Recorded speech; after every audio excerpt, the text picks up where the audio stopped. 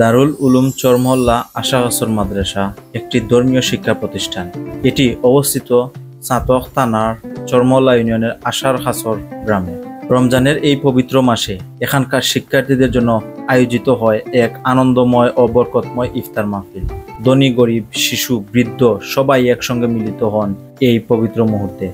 ভ্রাতৃত্ব আর সহানুভূতির অনন্য এক চিত্র দেখা যায় এই ইফতার আয়োজনে, যেখানে সবাই একে অপরের পাশে বসে একই খাবারে অংশ নেয়, ভাগ করে নেয় ভালোবাসা। ইফতারের পূর্বে আল্লাহর দরবারে হাত তুলে মোনাজাত করা হয়, আর ঠিক সূর্যাস্তের মুহূর্তে ধ্বনিত হয় সেই পবিত্র শব্দ বিসমিল্লাহ। শিশুদের উল্লাস, হৃদয়ে প্রশান্তি আর রমজানের নুরানি ছোঁয়া সব মিলিয়ে এই ইফতার মাহফিল হয়ে ওঠে এক অভূতপূর্ব দৃশ্য।